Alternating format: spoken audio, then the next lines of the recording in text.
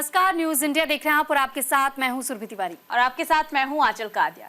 शांति से निकलेगा रूस और युद्ध का हल, दैनिक जागरण के साथ साथ तमाम न्यूज़पेपर जिसमें अहम जगह दी गई है इस खबर को। दरअसल प्रधानमंत्री नरेंद्र मोदी इन दिनों ब्रिक्स समिट में शिरकत करने के लिए कल रूस पहुंचे थे। कजान में 16वें ब्रिक्स समिट का आयोजन हो रहा है। कजान में समिट से पहले प्रधानमंत्री नरेंद्र मोदी और रूसी राष्ट्रपति व्लादिमीर पुतिन के बीच मुलाकात हुई है। बीते कुछ महीनों में ये मुलाकात दूसरी है। मुलाकात की तस्वीरें भी देखिए, मेरी सहयोगी सुरभि आपको दिखा रही है कि किस तरीके से वहां पर मुलाकात हुई है और ये खबर जो है हर एक अखबार में अहम जगह दी गई है। देखिए दैनिक जागरण में भी मैं आपको इस खबर को दिखाती हूँ, वहां पर भी आपको मुलाकात की तस्वीरें नजर आएगी। इससे पहले भी जब प्रधानमंत्री नरेंद्र मोदी जब विदेश के दौरे पर गए थे उस वक्त भी उनकी तरफ से यही संदेश देने की कोशिश की गई थी कि शांति से ही रूस यूक्रेन युद्ध का हल निकलेगा और अब भी उन्होंने यही संदेश देने की कोशिश की गई है। इस दौरान दोनों नेताओं में गर्मजोशी से एक दूसरे के गले भी मिले हैं, वही तस्वीरें आपको दिखाई। और आपको बता दें कि पीएम नरेंद्र मोदी ने पुतिन से हाथ भी मिलाया, फिर उनके गले मिले हैं। इसके बाद दोनों नेताओं के बीच द्विपक्षीय मसलों पर बातचीत भी हुई है। मीडिया ब्रीफिंग के दौरान पीएम नरेंद्र मोदी ने रूस यूक्रेन जंग का जिक्र किया, जैसे कि पहले भी किया था। उन्होंने पुतिन के सामने एक बार फिर से शांति की बात दोहराई है। तो बिल्कुल देखिए, जैसा मेरे सहयोगी अब तक आपको जानकारी दे रही थी और साथ ही साथ ये बता दें आपको कि रूस यूक्रेन जंग सिर्फ बातचीत से रुकेगी, भारत हर मदद के लिए तैयार है, ये प्रधानमंत्री नरेंद्र मोदी ने इस दौरान कहा था। साथ ही पीएम ने यह भी कहा है कि हम हर तरीके से शांति और स्थिरता के समर्थक है, हमारे प्रयासों में मानवता प्रमुख है। 3 माह में रूस की 2 यात्राएं हमारी गहरी दोस्ती का प्रमाण है। यहाँ तक इस बात को लेकर के पीएम मोदी से पुतिन ने ये कहा है कि हमें अनुवादक की जरूरत नहीं पड़ती है जब हम दोनों के बीच में बातचीत होती है। और उस दौरान ये भी देखा गया कि किस तरीके से बिल्कुल हंसी ठिठोली वाला माहौल भी बन गया था। द्विपक्षीय बैठक के दौरान पीएम मोदी हिंदी और पुतिन रूसी भाषा में बोल रहे थे। दोनों की बातों को रूसी और हिंदी में अनुवाद करने के लिए अनुवादक मौजूद थे। इस दौरान पुतिन ने पीएम मोदी को संबोधित करते हुए ये कहा कि हमारे संबंध इतने घनिष्ठ हैं कि हमें अनुवादक की जरूरत नहीं है। और इस बात से आप अंदाजा लगा सकते हैं कि क्यों कहा जाता है कि रूस और भारत के संबंध हमेशा से मजबूत रहे, अच्छी दोस्ती रही है। और इसी वजह से जब बात आती है इस बात को लेकर के कि कैसे कई मामलों को लेकर के इस गठजोड़ को और ज्यादा मजबूत किया जा सके, यानी कि चाहे व्यापार समझौते को लेकर हो, शिक्षा जगत को लेकर हो, रक्षा क्षेत्र को लेकर हो, रूस हर तरीके से योगदान देता है।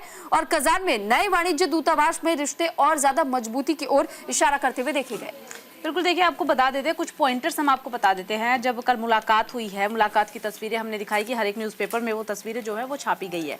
इसके साथ ये बता देते हैं कि हुआ क्या है। ये कहा गया कि भारत इसमें हर संभव मदद करने के लिए तैयार है। पीएम नरेंद्र मोदी की तरफ से रूसी सेना में फंसे भारतीयों का मुद्दा भी उठाया गया है। इसके अलावा अब भी 20 भारतीय हैं रूसी सेना में। मोदी 10 वर्षों से 7 बार कर चुके हैं रूस की यात्रा। देखिए 10 साल से कार्यकाल वो संभाल रहे हैं, देश की जिम्मेदारी संभाल रहे हैं और ऐसे में 10 साल में 7 बार रूस की यात्रा कर चुके हैं। इस यात्रा से भी आप अंदाजा लगा सकते हैं कि रूस और भारत के बीच जो रिश्तों की मजबूती है। इसके अलावा देखिए, आपको बता दें कि द्विपक्षीय वार्ता हुई है। वार्ता के दौरान गर्मजोशी के साथ दोनों ही एक दूसरे से मिले हैं। कई बातों का यहाँ पर जिक्र किया गया और बार बार एक ही बात दोहराई गई है पीएम नरेंद्र मोदी की तरफ से, और वो बात यही है कि शांति से रूस और यूक्रेन युद्ध का समाधान निकलेगा, इसके अलावा और कोई भी रास्ता नहीं है। इसी के साथ उन्होंने इस बात का भी जिक्र किया कि भारत इसमें हर संभव मदद करने के लिए तैयार है। पीएम नरेंद्र मोदी ने पुतिन के समक्ष रूस की सेना में फर्जी तरीके से भर्ती किए गए भारतीयों का मामला भी उठाया और उन्हें शीघ्र ही स्वदेश भेजने की बात रखी है। मोदी ने यह मुद्दा जुलाई में भी पुतिन के सामने उठाया था, जब बैठक का आयोजन किया गया था मॉस्को में। उस बैठक में यह मुद्दा उठाया गया था। अब एक बार फिर से इस मुद्दे का जिक्र पीएम नरेंद्र मोदी की तरफ से किया गया। उसके बाद कई भारतीय स्वदेश भी लौट गए थे, पर विदेश मंत्रालय ने कहा कि अब भी 20 भारतीय हैं जो कि रूसी सेना में शामिल है। जब पहली बार मुद्दा उठाया गया तो पुतिन ने बिना देरी किए इस पर एक्शन लिया और कई भारतीयों को स्वदेश वापस लौटा दिया था। लेकिन अब एक बार फिर से पीएम नरेंद्र मोदी की तरफ से जिक्र किया गया और संख्या बताई गई है कि 20 भारतीय रूसी सेना में अभी भी शामिल हैं, उन्हें भी स्वदेश वापस भेजा जाए। तो इन तमाम बातों का जिक्र जो है वो किया गया। इसी के साथ आपको ये भी बता दें कि आखिरकार पीएम नरेंद्र मोदी रूस में गए क्यों है। दरअसल पुतिन के आमंत्रण पर पीएम नरेंद्र मोदी वहां गए हैं 16वें ब्रिक्स शिखर सम्मेलन में हिस्सा लेने के लिए।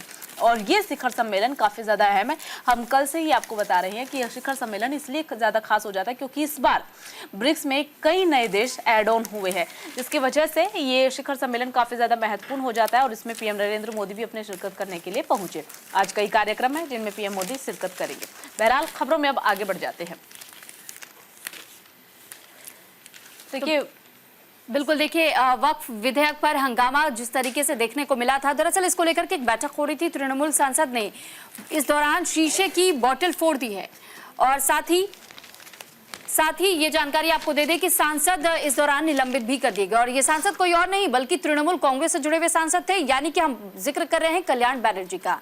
और साथ ही साथ हम आपको ये भी बता दें कि वक्फ संशोधन विधेयक को लेकर के कल को आयोजित संयुक्त संसदीय समिति की बैठक में जबरदस्त हंगामा देखने को मिला, जिसके बाद से तृणमूल कांग्रेस के सांसद कल्याण बनर्जी को अगली एक बैठक के लिए निलंबित कर दिया गया है। और इसी मामले को लेकर अब जेपीसी के एक चेयरमैन और बीजेपी सांसद जगदम्बिका पाल का बयान भी सामने आया था। उन्होंने ये कहा कि जो घटना हुई उसकी हम कल्पना भी नहीं कर सकते, क्योंकि कहीं ना कहीं ये मामला बहुत ही चिंताजनक है अगर इस तरीके का रिएक्शन सामने आता है तो, क्योंकि चर्चा करने के लिए ही बैठकें बुलाई जाती है। अगर कोई फैसला लेना होता है तो उस फैसले से पहले ये बैठकें बुलाई जाती है, लेकिन अगर इस तरीके का टेम्पर किसी का नजर आता है और उसके बाद जो वहां कांच की बोतल पानी के लिए इस्तेमाल करने के लिए रखी हुई थी, वो बोतल कल्याण बनर्जी ने गुस्से में जिस वक्त टेबल पर उन्होंने झटका था, वो टेबल पर बोतल मारते ही बोतल टूटी और उसके बाद से इस दौरान कल्याण बनर्जी के हाथ में भी चोट लगी। और उसके बाद वो वीडियो भी हमने आपको दिखाया था कि किस तरह कल्याण बनर्जी के हाथों में बैंडेज बंधा हुआ दिखाई दिया। लेकिन सवाल यही है कि क्या बातों से मामले को सुलझाया नहीं जा सकता, या फिर यह अग्रेशन किस ओर इशारा करता है कल्याण बनर्जी का।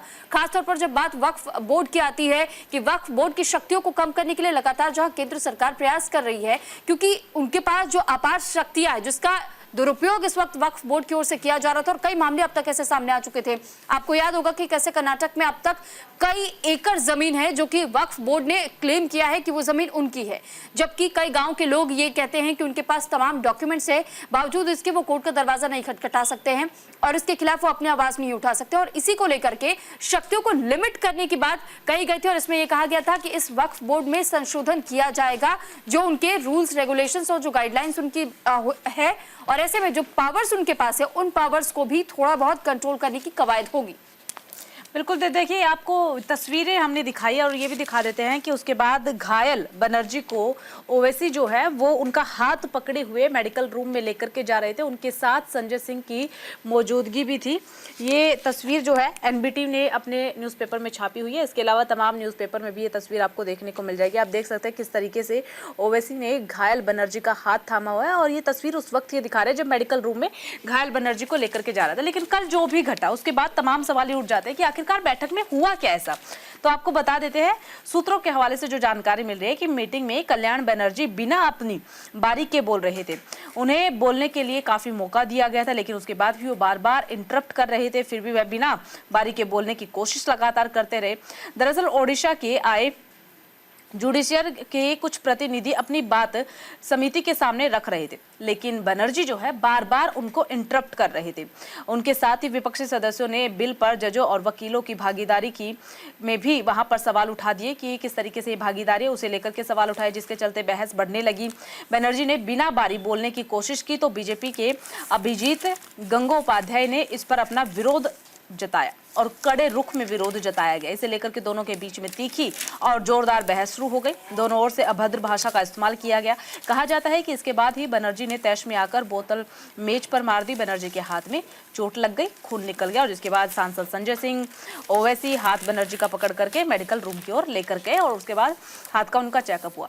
लेकिन इसके अलावा एक सवाल ये भी उठ जाता है कि क्यों उठी निष्कासन की बात। निष्कासन की बात भी बार बार बैठक में उठ रही थी। अब ये बात क्यों उठी ये भी आपको बता देते हैं। दरअसल इस पूरे घटनाक्रम के बाद सत्तारूढ़ सांसदों ने इस पूरे घटनाक्रम की जानकारी फोन के जरिए लोकसभा अध्यक्ष ओम बिरला को दी। बताया जाता है कि ये लोग बनर्जी को स्थायी तौर पर समिति से निष्कासित करना चाहते हैं। कहा जाता है कि ऐसी मांग उन्होंने स्पीकर के सामने पेश की है। एक अहम सूत्र ये भी बताते हैं कि सत्तारूढ़ दल के सांसद इस बाबत एक नोटिस प्रस्ताव देने की तैयारी भी कर रहे हैं कि एक नोटिस दिया जाएगा और उसमें सारी की सारी बात रखी जाएगी। कहा यह भी जा रहा है कि जल्द ही ये लेटर नुमा प्रस्ताव स्पीकर को दिया जाएगा। फोन पर तो सारी की सारी चीजें बता दी गई है, लेकिन अब एक लेटर के जरिए भी सारी चीजें बताई जाएगी। अब जिसे लेकर के इतना बवाल उठ रहा है कि आखिरकार कौन है ये कल्याण बनर्जी, ये भी आपको बता दें। कल्याण बनर्जी दरअसल तृणमूल कांग्रेस के सांसद है, जो कि बार बार बैठक में इंटरप्ट कर रहे थे। अपनी बारे में तो उन्होंने बोला ही, लेकिन जब दूसरे पक्ष के लोग अपनी बात रख रहे थे तब भी उन्होंने बार बार इंटरप्ट किया। वहीं पश्चिम बंगाल के सीएम ममता बनर्जी के सबसे पुराने करीबियों में शामिल माने जाते हैं। साल 1998 से ही तृणमूल कांग्रेस पार्टी की स्थापना के बाद से ही पार्टी के साथ जुड़े हुए हैं। संसद में आने से पहले वर्ष 2001 से 2006 तक बंगाल विधानसभा सदस्य भी रह चुके हैं। कल्याण बनर्जी पहली दफा 2001 में आसनसोल उत्तर सीट से विधायक चुने गए थे, हालांकि 2006 में वह पराजित हो गए थे। 2024 के लोकसभा चुनाव में कल्याण बनर्जी सेरामपुर से चौथी दफा लोकसभा चुनाव लड़े और उसमें चुने भी गए थे। तो काफी ज्यादा करीबी जो है ममता बनर्जी के माने जाते हैं, लेकिन इस पूरे घटनाक्रम के बाद ममता बनर्जी का कोई भी बयान सामने नहीं आया, जबकि ममता बनर्जी के काफी ज्यादा करीबी माने जाते हैं। बहरहाल खबरों में आगे बढ़ जाते हैं। तो बिल्कुल देखिए, मदरसा एक्ट मामले में सुप्रीम कोर्ट में जो फैसला सुरक्षित रखा गया, सीजेआई बोले कि 700 साल के इतिहास को बर्बाद नहीं कर सकते और ये मौलिक अधिकारों के उल्लंघन वाले प्राविधान ही रद्द हो रहे हैं। तो ये सुप्रीम कोर्ट की ओर से कहा गया है।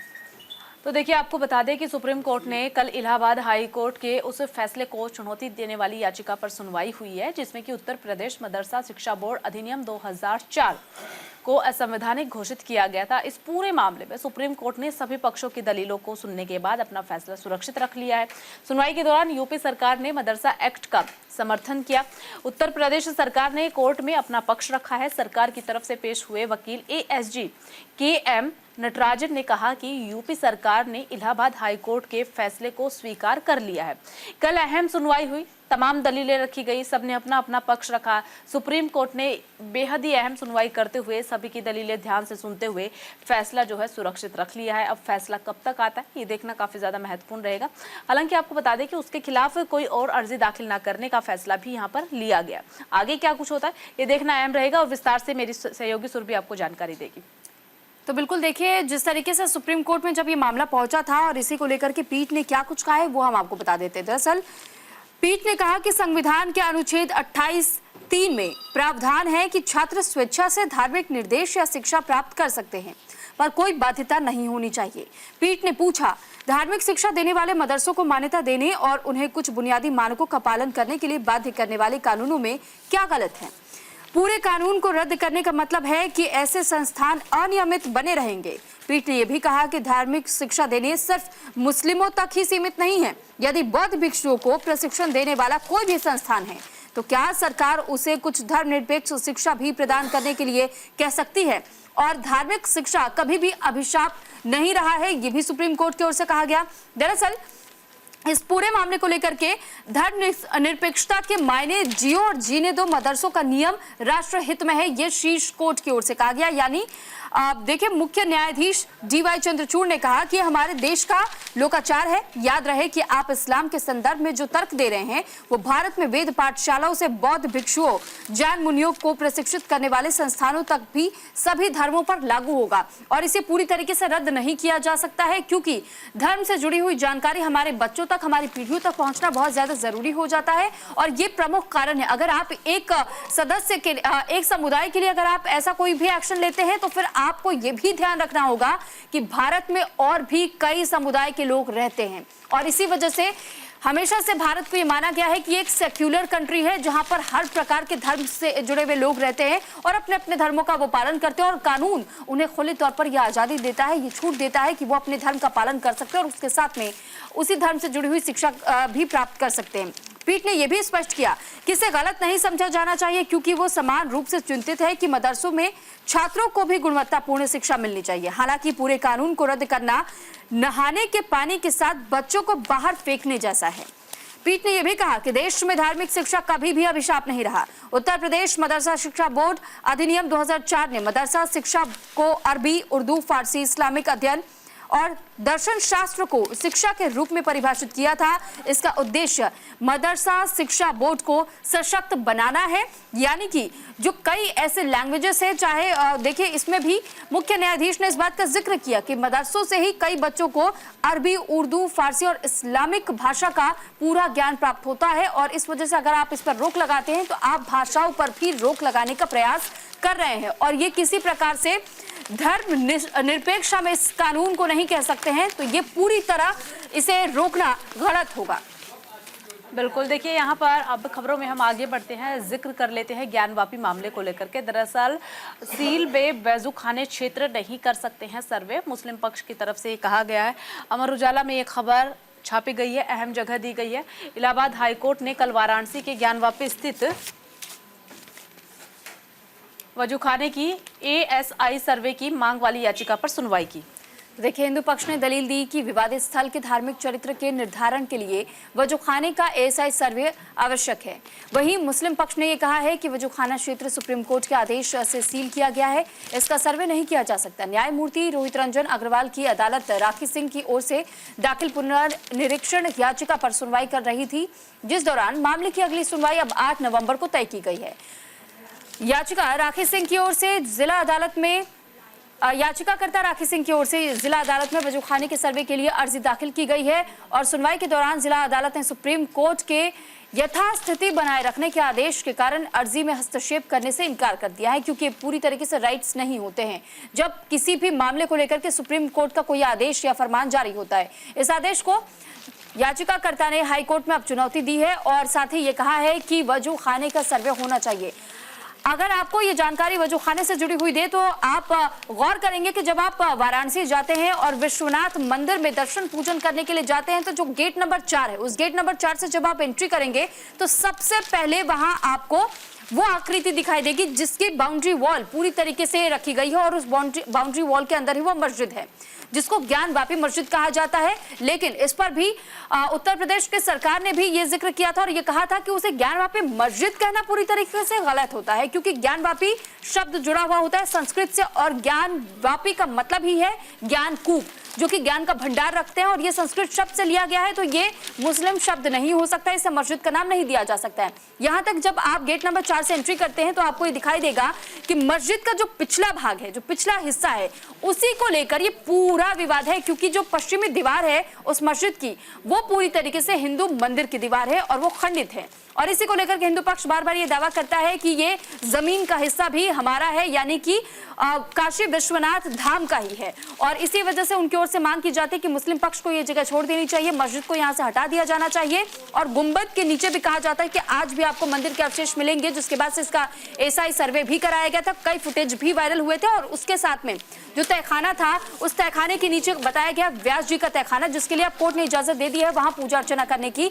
इसके ठीक सामने अगर आप आते हैं तो जहां काशी विश्वनाथ में आपको नंदी महाराज की मूर्ति दिखाई देगी, नंदी महाराज की जो मूर्ति जिस ओर है उनके चेहरे की ओर ही एक वजूखाना बना हुआ है और उसी वजूखाने में एक आकृति है जिसको हिंदू पक्ष दावा करता है कि वो शिवलिंग की आकृति है, मुस्लिम पक्ष ये कहता है कि वो महज फवारा है। लेकिन जब उसकी जो लंबाई नापी गई थी तो उसमें भी ये पता चला था कि ये इस पर कई ऐसी वो पत्थर के जो ढांचे हैं वो पूरी तरीके से शिवलिंग को दर्शाते हैं और इसी के लिए इसमें एएसआई सर्वे के हस्तक्षेप की मांग की जा रही है। बिल्कुल, तो देखिए ये पूरा मामला जो है काफी ज्यादा पुराना है, इसे लेकर के लगातार कई बार सुनवाई हो चुकी है और कई दौर की सुनवाई मुझे लगता है कि आगे आने वाले वक्त में भी हो सकती है। बहरहाल यहाँ रुकेंगे एक छोटे से ब्रेक के लिए, जल्द हाजिर होंगे।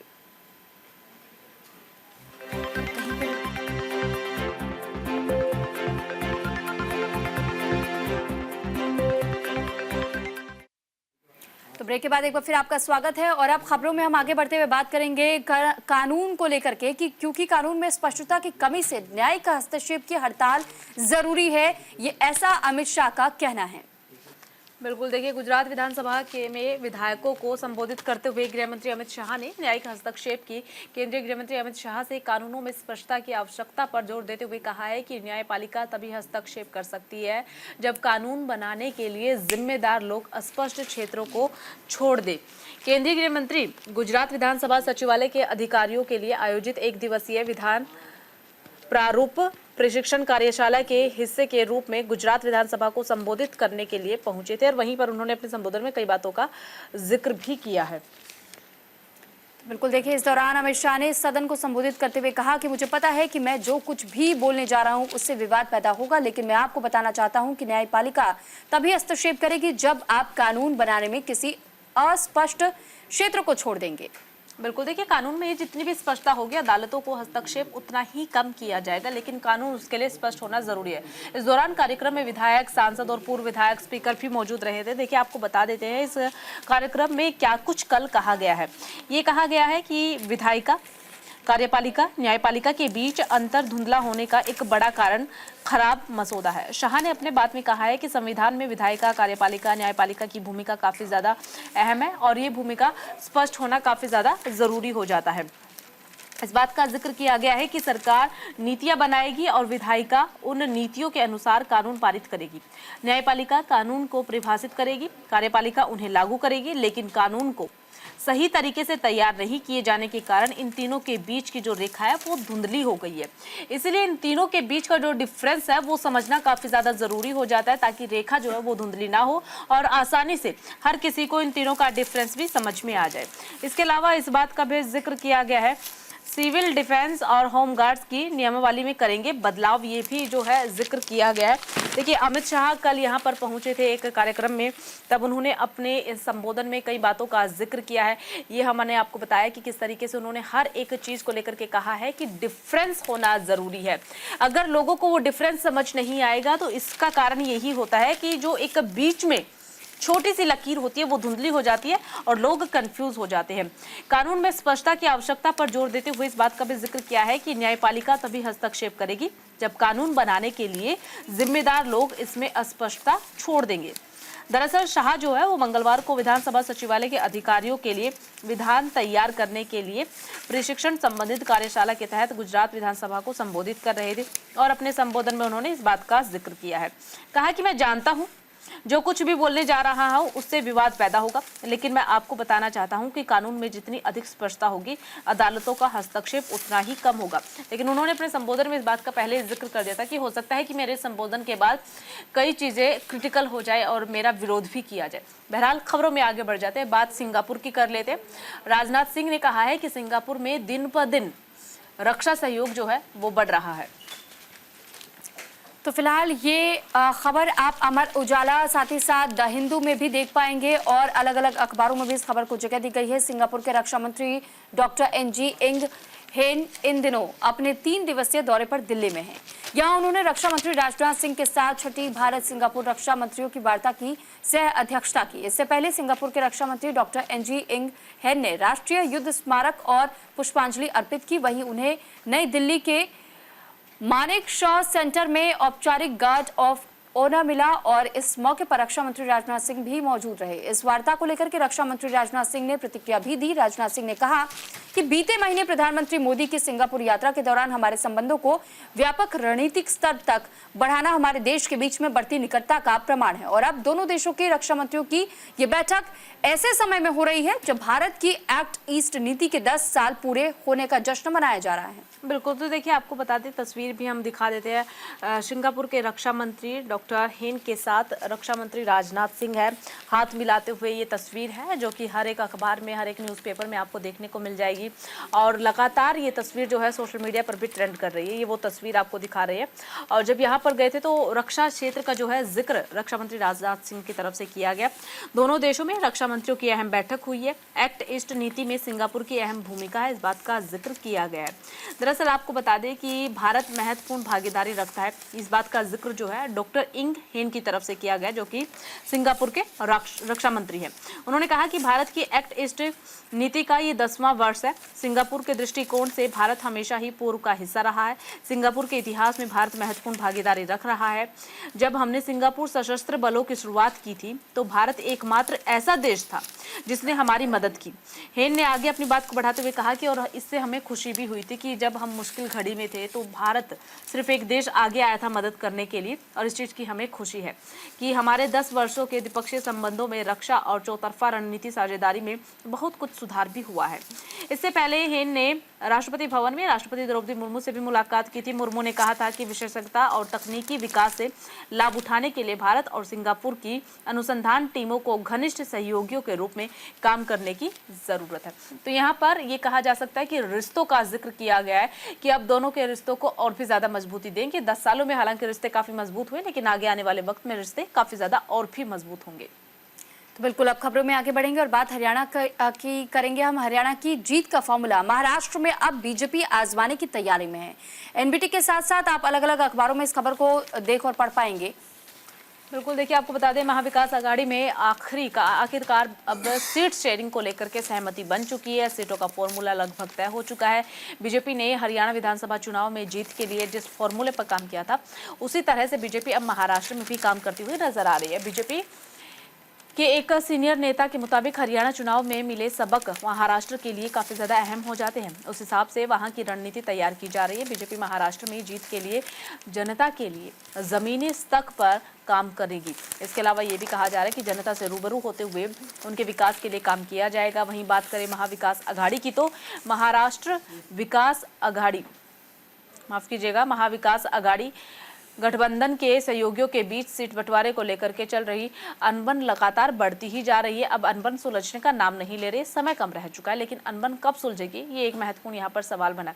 हालांकि बातचीत जो है वो धीरे धीरे पटरी पर लौट रही है। काफी देर तक चले खींचतान के बाद आखिरकार कांग्रेस मुंबई की वांड्रे ईस्ट और घाटकोपर वेस्ट सीटें जो है शिवसेना यूबीटी को देने के लिए राजी हो गई है। एमवीए के अंदरूनी सूत्र ये भी कह रहे हैं कि इससे मुंबई में सीटों की संख्या जो है वो कम हो सकती है, जहां कांग्रेस और शिवसेना यूबीटी आमने सामने नजर आ रही है। यानी कि बाईकुला और वारसावा पर विवाद जो है वो छिड़ रहा है। कुल संख्या सीटों की जो बताई जा रही है, जहां पर विवाद है, वो पहले 28 बताई जा रही थी, लेकिन फिर बाद में संख्या घट करके अब 25 सीटें रह गई है, जहां पर विवाद लगातार बढ़ता जा रहा है।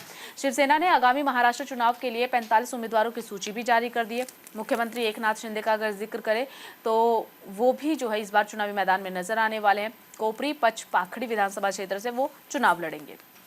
तो बिल्कुल देखिए, अब इस बात को लेकर के हम आपको ये भी जानकारी दे देते हैं। ये कहा जा रहा है कि हरियाणा की जीत का फॉर्मूला महाराष्ट्र में आजमाएगी बीजेपी, और ऐसे में 4 ऐसे पॉइंटर्स सेट किए गए हैं बीजेपी की ओर से। पहला कि नैरेटिव की जंग में पिछड़ना नहीं है किसी को भी, और ये नैरेटिव हमें हमेशा ध्यान रखना होगा। दूसरा, विरोधी की कमजोरी और अपनी ताकत का भी हर किसी को ध्यान रखना जरूरी हो जाएगा कि विरोधी दलों की कमजोरी क्या है और अपनी ताकतें क्या है, उस पर ध्यान देते हुए अगर कार्य किया जाए तो फिर चुनाव जीतना बिल्कुल संभव होगा।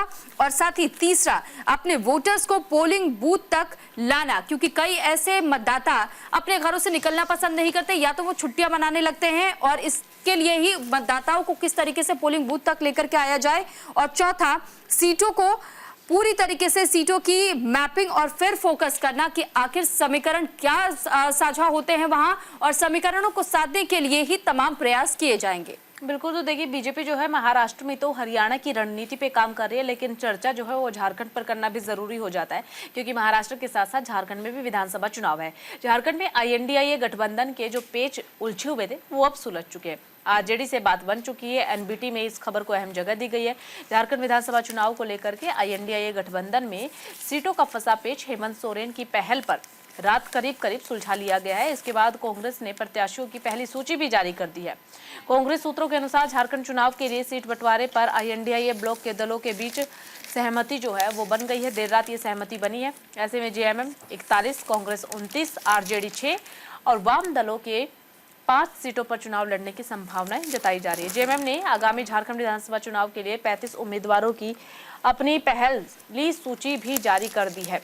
मुख्यमंत्री हेमंत सोरेन बरहेट विधानसभा क्षेत्र से चुनावी मैदान में नजर आने वाले हैं। कल्पना सोरेन गांधी विधानसभा क्षेत्र से चुनाव लड़ेगी। तो ये पहली लिस्ट है जो कि INDIA गठबंधन की तरफ से जारी कर दी गई है। न केवल महाराष्ट्र में बल्कि झारखंड में भी पेच जो है वो उलझा हुआ था INDIA गठबंधन में, और अब वो पेच जो है सुलझ गया है। सीटों को बंटवारों को लेकर के लगातार जो चर्चाएं चल रही थी, अभी बताया जा रहा है कि देर रात बातचीत हुई है और बातचीत के बाद फिलहाल ये पेच को सुलझा लिया गया। ऐसे में ये कहा जा रहा है कि जो सहमति है वो कुछ इस तरह बनी है। JMM 41 सीटों पर चुनावी मैदान में नजर आने वाली है, कांग्रेस 29 सीटों पर, RJD 6 पर, वाम दल जो है वाम दल को 5 सीटें दी गई है। तो इस तरीके से ये रणनीति यहाँ पर बनी। एक तरफ तो बीजेपी है जो लगातार तेजी से आगे बढ़ रही है, दूसरी तरफ INDIA गठबंधन है जो चुनाव का पहला पड़ाव यानी कि सीट शेयरिंग पर ही अभी तक अटका हुआ है, चाहे फिर हम बात महाराष्ट्र की कर ले या फिर झारखंड की कर ले। तो बिल्कुल देखिए, इन विधानसभा चुनाव में हम ये देख रहे हैं कि किस तरीके से पार्टियां तमाम प्रयास कर रही है, तमाम कोशिशें की जा रही है, लेकिन इस बीच अब ये देखिए कि किस तरह झारखंड में भी जिस तरीके से सीट बंटवारे के फॉर्मूले को तय किए जाने को लेकर के जिक्र यहाँ किया जा रहा था, ये मैं आपको अखबार की कटिंग भी दिखा देती हूँ। यहाँ पर आप इस खबर को देख पाएंगे, और ये खबर आपको देखने को मिलेगी और पढ़ने को मिलेगी दैनिक भास्कर में। तो फिलहाल झारखंड में जो फॉर्मूला तय किया जा रहा था, अब उसकी गुत्थी सुलझ चुकी है और फॉर्मूला फिक्स हो गया है। झारखंड में अब तक 4 बार हुए विधानसभा चुनाव पर कभी किसी दल को पूर्ण बहुमत नहीं मिला। जोड़ तोड़ करके ही सरकारें यहां पर हमेशा से बनाई जाती रही हैं। 2014 में बीजेपी की 37 सीटें थी, जबकि 2019 में झामुमो को 30 सीटें मिली थी। और वहीं दूसरी तरफ आप देखिए, दलों के बीच दलदल बना हुआ है अभी भी, क्योंकि कौन किस दल से निकलकर किस दल का हाथ थाम रहा है, ये बहुत ज्यादा हैरान करने वाली बात है। क्योंकि आपको याद होगा कि एक फोटो भी बहुत तेजी के साथ सोशल मीडिया पर वायरल हो रही है, और साथ ही ये देखा गया कि कैसे बीजेपी के ही कई जो प्रत्याशी बताए जा रहे थे, जो कि बीजेपी की ओर से उनको कैंडिडेट के तौर पर उतारा जाना था, उन्होंने अचानक से जेएमएम का हाथ थाम लिया। और अब जेएमएम ने उन्हें दावा किया है कि अगर वो जीतते हैं तो फिर उन्हें एक मुंह मांगी कीमत दी जाएगी। कीमत ये, क्योंकि अगर वो सीट जीत कर लाते हैं तो फिर जो मंत्री पद वो डिमांड करेंगे उस पर विचार विमर्श करके और उन्हें वो मंत्री पद दे दिया जाएगा।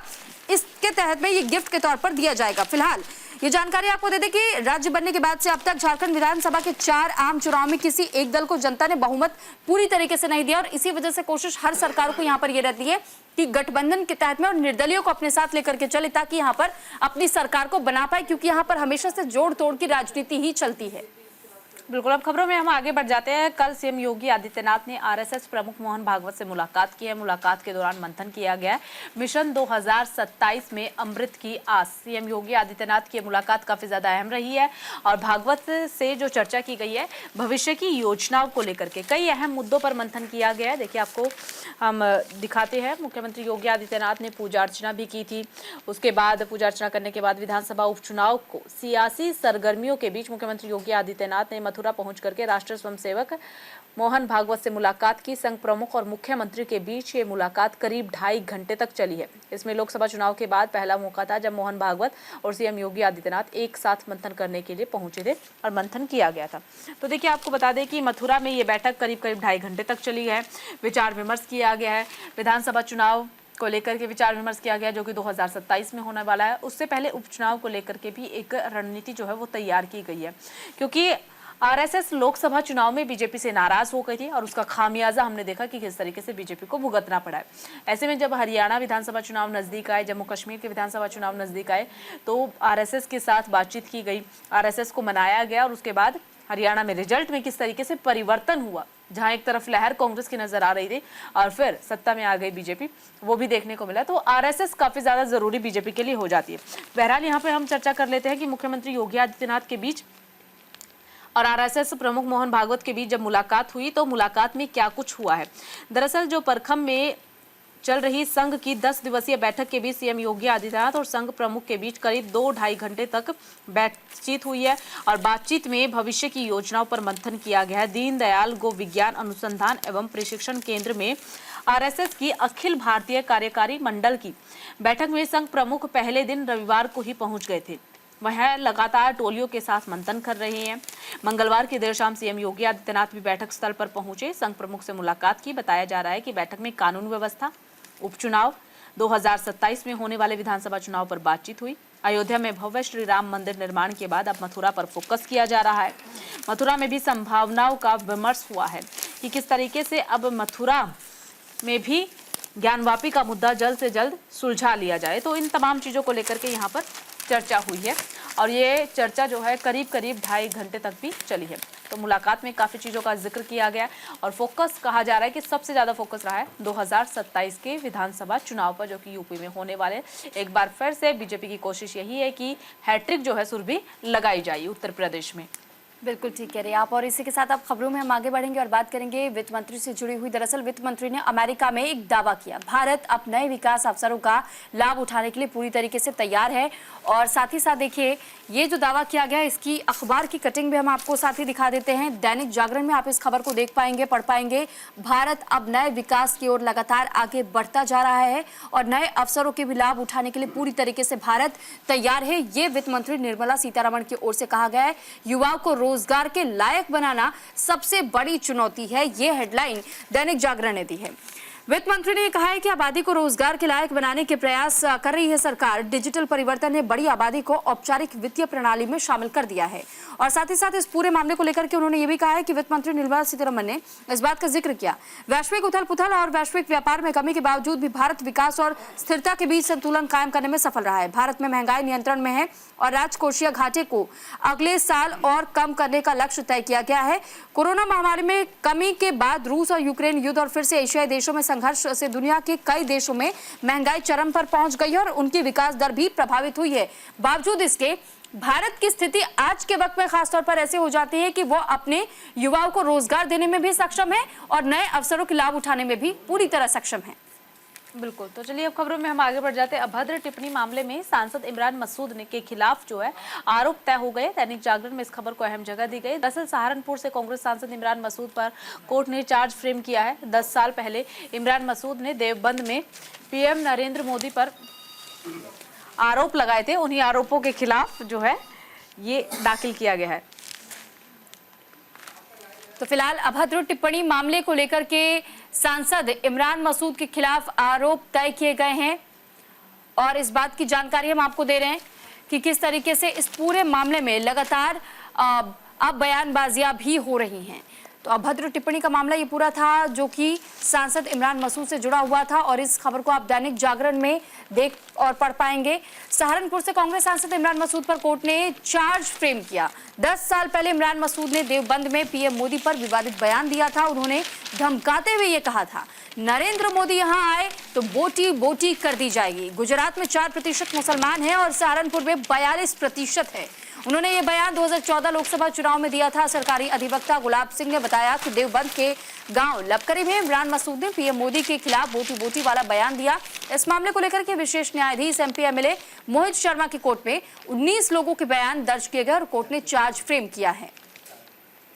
तो देखिए ये कटिंग भी मैं आपको दिखा रही हूँ। अभद्र टिप्पणी मामले में सांसद इमरान मसूद के खिलाफ अब आरोप जो है वो तय हो चुके हैं। सहारनपुर से सांसद है इमरान मसूद जिन पर आरोप तय हो चुके हैं। उन्होंने दरअसल प्रधानमंत्री नरेंद्र मोदी पर अभद्र टिप्पणी की थी। 10 साल पहले नरेंद्र मोदी पर अभद्र टिप्पणी की गई थी। लोकसभा चुनाव 2014 के दौरान देवबंद में दर्ज हुआ था विभिन्न धाराओं के तहत मुकदमा। अब आरोप तय हो चुका है। सहारनपुर लोकसभा चुनाव 2024 के दौरान ही प्रधानमंत्री नरेंद्र मोदी पर उम्मीदवार और भाजपा नेता नरेंद्र मोदी के खिलाफ अभद्र टिप्पणी करने के मामले में कांग्रेस सांसद इमरान मसूद के खिलाफ एमपी एमएलए कोर्ट के न्यायाधीश मोहित शर्मा की अदालत में आरोप तय किए जा चुके हैं। सांसद ने आरोपों से इनकार कर दिया है और विचारण ट्रायल की मांग भी की गई है। अपर जिला शासकीय अधिवक्ता यानी कि एडीजीसी गुलाब सिंह ने बताया कि 27 मार्च 2014 को देवबंद में चुनावी जनसभा के दौरान इमरान मसूद ने तत्कालीन भाजपा नेता और वर्तमान में प्रधानमंत्री नरेंद्र मोदी पर अभद्र टिप्पणी की थी। उन्होंने 2 दलित नेताओं को जाति सूचक शब्द कह करके संबोधित किया था। मामले में देवबंद कोतवाली में मुकदमा दर्ज हुआ। पुलिस ने धारा 153A 295A 504 506 3110 SC/ST एक्ट और इसके अलावा 125 लोक प्रतिनिधित्व अधिनियम की चार्जशीट भी लगा दी गई थी। इमरान मसूद की ओर से आरोपों को निराधार बताते हुए प्रार्थना पत्र प्रस्तुत किया गया था, परंतु अदालत ने इसे पर्याप्त आधारों के अभाव से निरस्त कर दिया है और उन पर आरोप तय कर दिए गए।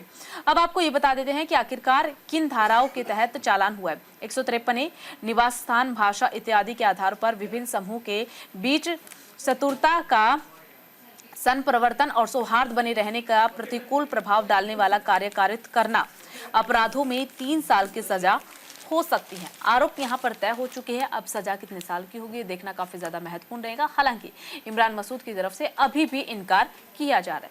खबरों में अब आगे बढ़ जाते हैं। तो बिल्कुल देखिए, राजधानी में हुए ब्लास्ट से जुड़ी ये खबर हम आपको बता रहे हैं। फुटेज में देखे गए संदिग्धों की पहचान में अब मुश्किल पैदा हो रही है।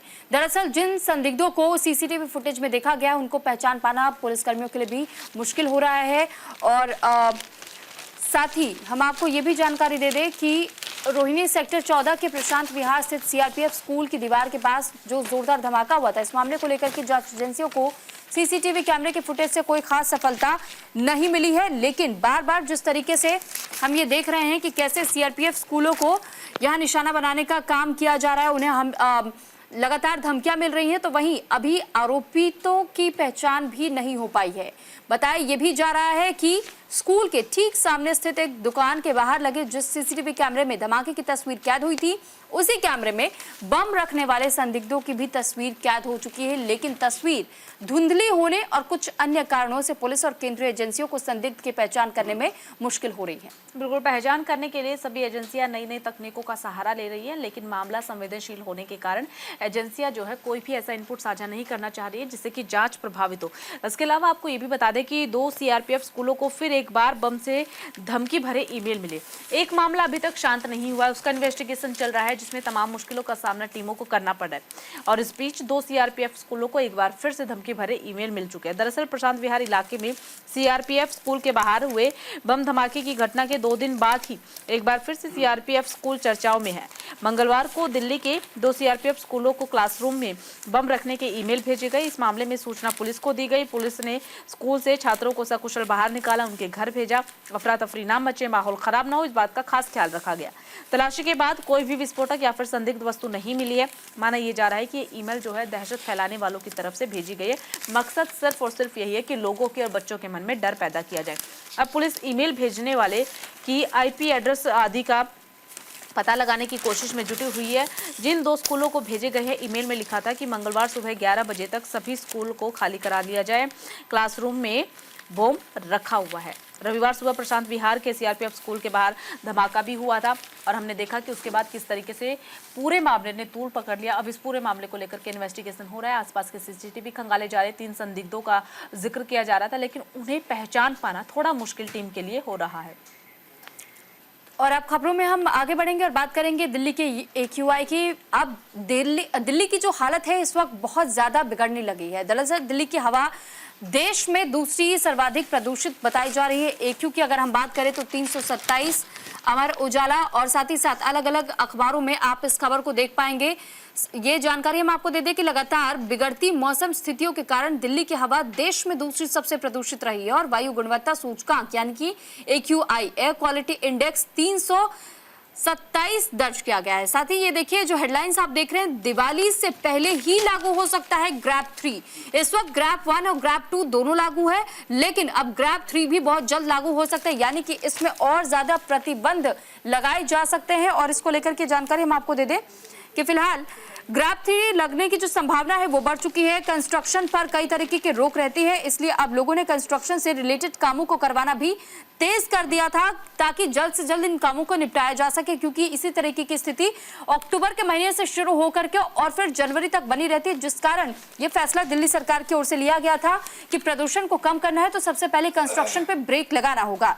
दूसरी तरफ केंद्रीय प्रदूषण नियंत्रण बोर्ड के एयर बुलेटिन के अनुसार मंगलवार को दिल्ली का AQI 327 दर्ज किया गया, जो कि बेहद ही घातक श्रेणी में। और आंचल, हमने अमूमन ये देखा भी है कि जब भी सर्दियों की शुरुआत होती है तो एयर क्वालिटी इंडेक्स का भी जिक्र हम करते हैं। दिल्ली सरकार पर बीजेपी भी हमला करती है और बीजेपी को घेरने का काम दूसरी तरफ आम आदमी पार्टी भी कर रही होती है। बिल्कुल, और इस पे राजनीति लगातार हम देख रहे हैं कि हो रही है। न केवल दिल्ली का ये पूरा मसला है, बल्कि पंजाब, हरियाणा, उत्तर प्रदेश, 3 राज्यों को इसमें घेरा जा रहा है।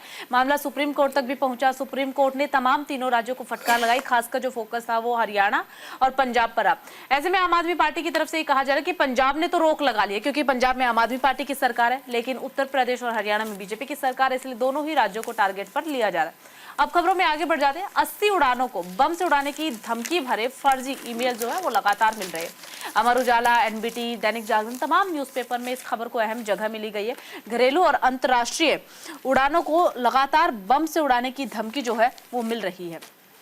तो बिल्कुल देखिए, करीब करीब ये बताया जा रहा है कि अब तक 50 से 80 बम की धमकियां मिल चुकी है, जो कि बाद में झूठी साबित हो रही है, लेकिन इसने हजारों यात्रियों और सुरक्षा एजेंसियों को चिंतित जरूर कर दिया है। सूत्रों के मुताबिक 50 उड़ानों को बम की धमकी जब मिली, इनमें सबसे बड़ा जो एयरलाइन का नाम सामने आया है वो है इंडिगो का, और ऐसे में एयर इंडिया की भी 13 उड़ानें इसमें शामिल बताई गई थी। अकासा एयर की 12 से अधिक उड़ानें और विस्तारा की 11 उड़ानों को भी धमकी मिली थी। बिल्कुल, इसके अलावा सोमवार रात इंडिगो, एयर इंडिया और विस्तारा की लगभग 30 उड़ानों को बम से उड़ाने की धमकी मिली है। पिछले अगर 9 दिन का जिक्र किया जाए तो भारतीय एयरलाइंस द्वारा संचालित 170 से भी अधिक उड़ानों को बम से उड़ाने की धमकी जो है वो लगातार मिल रही है। पहले स्कूलों को डराया गया, स्कूलों में ऐसे ईमेल मिलते हैं, फोन कॉल्स आते हैं कि क्लासरूम में बम है या फिर स्कूल के पार्क में बम है या फिर वॉशरूम में बम है। इसके अलावा अब टारगेट पे एयरलाइंस को भी ले लिया गया है, विमानों में भी लगातार इस तरीके के मेल मिल रहे हैं। ऐसे में उड्डयन मंत्री जो है वो काफी ज्यादा सक्रिय हो चुके हैं, केंद्र सरकार अलर्ट हो चुकी है। उनकी तरफ से कहा गया कि इसे लेकर के एक कानून जो है वो बनाया जाना चाहिए और जो भी इसमें आरोपी होगा उनके खिलाफ सख्त से सख्त कार्रवाई की जाएगी। इसे लेकर के परसों एक गहन मंथन भी किया गया और कई घंटे तक बैठक भी चली है, जिसमें कई नियमों में बदलाव किया गया और कहा गया है कि कई नए नियम अब लागू होंगे ताकि ऐसे धमकी भरे ईमेलों के खिलाफ विचार विमर्श किया जा सके और कार्रवाई की जा सके। और इसी के साथ फिलहाल आज के लिए सुर्खियां अखबार की में इतना ही। हमें दीजिए इजाजत। नमस्कार।